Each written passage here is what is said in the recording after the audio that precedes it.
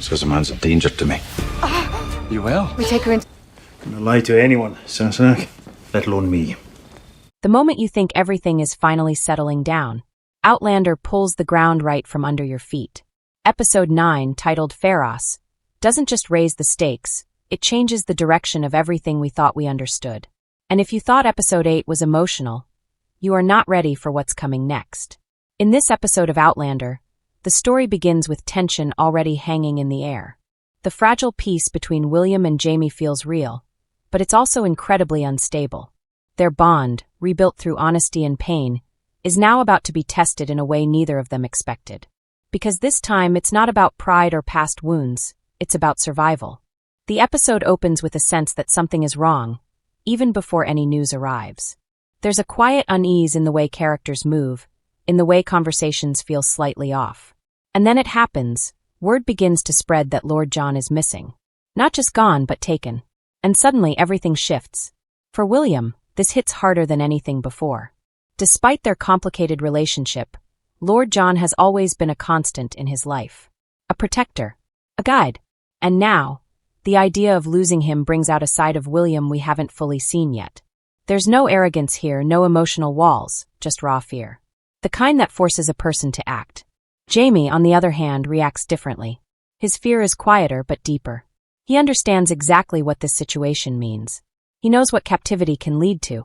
And more importantly, he knows that time is not on their side. This isn't just a rescue mission. It's a race against something far worse. What makes this even more powerful is the unspoken understanding between Jamie and William. They don't need long conversations anymore. A look is enough. A single decision is enough. Whatever stood between them before is now irrelevant. Because when it comes to saving Lord John, they are on the same side, completely. As they begin to piece together what might have happened, suspicion starts to fall on Percy. His involvement raises too many questions. Was this betrayal planned? Or is there something deeper going on? The episode doesn't give easy answers. Instead, it builds tension slowly, forcing the audience to question every motive. At the same time, the outside world isn't waiting. The war is getting closer, and its presence is felt in every moment. There are whispers of movement, signs that something big is about to begin. And this creates a dangerous situation, because while Jamie and William are focused on one mission, a much larger storm is forming around them. But what truly defines this first part of the episode is the emotional weight. Every decision feels heavier. Every moment feels like it could lead to loss. And the closer they get to the truth, the more dangerous things become. By the end of this section, one thing is clear. This isn't just about saving one man. It's about everything that connects these characters: loyalty, guilt, love, and the fear of losing it all again. And just when it feels like they're about to take control of the situation, a new revelation changes everything. Just when it feels like Jamie and William are finally moving in the right direction, the episode takes a darker turn. The search for Lord John becomes more urgent, but also more complicated. Every lead they follow seems to open another question instead of giving answers. And the deeper they go, the clearer it becomes. This was not a simple capture. This was planned. Suspicion around Percy grows stronger. His actions don't fully make sense, and his presence in all of this feels too convenient. But at the same time, there's something about him that doesn't fit the role of a complete traitor. It's as if he's caught between two sides, and no matter what he chooses, someone will suffer. This uncertainty keeps both Jamie and William on edge, because trusting the wrong person now could cost them everything. Meanwhile, Lord John's situation remains unclear, but the tone of the episode suggests something far more serious than just imprisonment. There are hints, small but powerful, that he's being held under harsh conditions. The bruising we saw earlier now feels like only the beginning, and the longer he stays missing, the more the fear grows that he may not survive what's coming next. This fear begins to affect William in a visible way. He's no longer just reacting emotionally. He's thinking, planning, pushing himself into a role he's never fully stepped into before. For the first time, he starts to resemble Jamie, not just in blood, but in mindset. He becomes focused, determined, and willing to take risks. And Jamie sees this. There's a quiet recognition in his eyes, a realization that William is changing right in front of him. But this transformation also comes with danger, because acting too fast or too emotionally can lead to mistakes. And Jamie knows that better than anyone. So while he supports William, he also tries to guide him, keeping him grounded. Their dynamic here is powerful, No longer distant, no longer broken, but not fully healed either. It's something real, something growing under pressure. At the same time, Claire's storyline begins to take a stronger presence. She senses that something is wrong, even before she knows the full truth. Her instincts have always been sharp, and in this episode, they push her into action once again. She's not waiting for answers, she's searching for them. We see her actively looking for any sign, any clue that could lead her closer to understanding what's happening. Whether it's through observation, strategy, or pure instinct, Claire moves forward with purpose. And there's a quiet intensity in her actions. She's not panicking, she's preparing. But what makes her storyline even more interesting is the growing connection to something bigger. The mention of cracks, of possibilities, of things that shouldn't exist in a normal world. It all points back to the mystery that has always surrounded her, time travel. And this is where the episode starts to build another layer of suspense. Because while Jamie and William are dealing with a very real, very immediate danger, Claire might be stepping into something far more unpredictable. Something that doesn't follow rules. Something that could change everything. And then there's Fanny. Her discovery of the gemstone no longer feels like a small moment.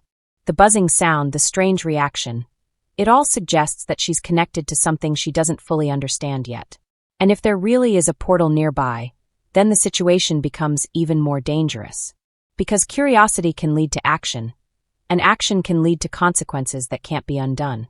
The episode slowly builds this parallel tension. On one side, a rescue mission that's becoming more desperate by the minute. On the other, a mystery that could open doors to an entirely different reality. And as both storylines move forward, they start to feel like they're heading toward a collision point. By the end of this section, the pressure is at its peak. Jamie and William are closer than ever to taking action, but the risks have never been higher. Claire is stepping deeper into something she may not be able to control. And Fanny might be standing right on the edge of a decision that could change everything. And just when it feels like things can't get more intense, the episode prepares for its biggest shift yet. As the episode moves into its final stretch, everything begins to tighten at once. There's no more waiting, no more guessing, only decisions. And in true Outlander fashion, those decisions come with consequences that feel both immediate and long-lasting. Jamie and William finally reach the point where action can't be delayed any further. The clues they've gathered, the risks they've calculated, it all leads to one clear path. They have to go after Lord John now. Not tomorrow, not later. Now. Because every moment they waste could be the difference between saving him or losing him for good. But what makes this moment powerful isn't just the urgency, it's the unity. Earlier in the season, the idea of Jamie and William working side by side like this would have felt impossible. Too much history, too much pain. And yet here they are, completely aligned. Not because everything has been fixed, but because something more important has taken priority. There's a quiet understanding between them. No need for long speeches or emotional explanations. They both know what's at stake. And more importantly, they both know that if they fail, the loss will break something in them that may never heal again. At the same time, the episode doesn't let us forget the larger world closing in around them. The war is no longer just a distant threat, it's arriving. There are signs everywhere. Movement, tension, preparation. And when news finally reaches Jamie that the conflict has officially begun, it adds another layer of pressure to an already impossible situation. Because now it's not just about one rescue mission. It's about choosing where to stand when everything starts to fall apart. While Jamie and William move forward with their plan, Claire's storyline reaches a turning point of its own. Her search for answers begins to connect in ways that feel almost too precise to be coincidence. The idea of a crack, of a place where something unnatural can happen, becomes more real with every step she takes. There's a moment where it feels like she's standing between two worlds, one grounded in reality and one filled with possibilities she can't fully control. And knowing Claire, standing still is never an option. If there's even the smallest chance that this could help save Jamie, she will take it. But this is where the risk becomes personal. Because Fanny is no longer just on the edge of the mystery, she's part of it. The gemstone, the sound, the pull, it's all leading her somewhere. And whether she understands it or not, she's getting closer to a choice that could change everything. If she finds a portal, if she steps through, there may be no easy way back. And that possibility creates one of the most emotional tensions in the episode. Because Claire might soon be forced to choose again, to follow someone she cares about into the unknown, or to stay and risk losing them forever. As all of this builds, The episode starts to feel like it's heading towards something massive. Not a full resolution, but a shift. A moment that prepares everything for what's coming in the finale. And then comes the final stretch. The tone becomes heavier. The pace slows just enough to let every detail sink in. There's a sense that something big is about to happen, not necessarily seen, but felt. The kind of moment that changes the direction of the story without fully revealing its outcome. By the end, we're left with questions that feel impossible to ignore. Will Jamie and William reach Lord John in time? Can Claire control whatever she's stepping into? And is Fanny about to open a door that should have stayed closed? Pharos doesn't give easy answers. Instead, it builds anticipation. It sets the stage. And most importantly, it reminds us that in this story, hope and danger always walk side by side. And with only one episode left, anything can happen. And this is where everything starts to feel unpredictable. Because if Pharos proves anything, it's that Outlander is not slowing down. It's setting up something much bigger than a simple ending. Every storyline now feels like it's standing on the edge of a major turning point. Not just for the plot, but for the characters themselves. Jamie and William are no longer just dealing with the past. They're being forced to define who they are moving forward.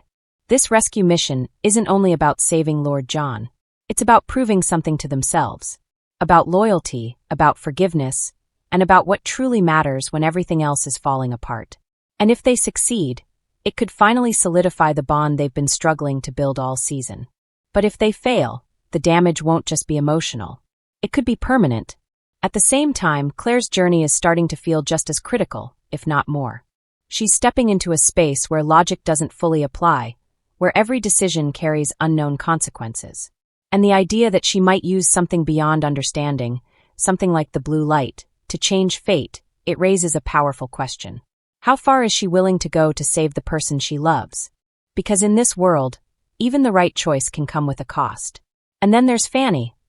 Possibly the most unpredictable piece of this entire story right now. Her connection to the gemstone, the strange pull she feels, it doesn't feel random anymore. It feels intentional, like she's been placed on this path for a reason. But the danger is, she doesn't fully understand what she's stepping into. If she finds a portal and decides to go through it, the consequences could ripple through every storyline we've been following. It wouldn't just affect Claire. It could change timelines, relationships, even the outcome of events we think are already set. And that's what makes this moment so intense. Because we're not just watching separate stories anymore. We're watching threads that are about to collide. The war is beginning. The rescue is about to unfold. The mystery of time is getting closer to being opened again. And all of it is happening at once. By the time this episode ends, you're not given peace. You're given anticipation. The kind that keeps you thinking long after it's over. The kind that makes the final episode feel less like a conclusion and more like a breaking point. So now the real question is, will everything come together or completely fall apart? Will Jamie, William, and Lord John find their way back to each other in time? Will Claire risk everything for one last chance to change fate? And is Fanny about to unlock something that was never meant to be touched? Because if Pharos is the signal, then what comes next might be the storm. What do you think is going to happen in the finale?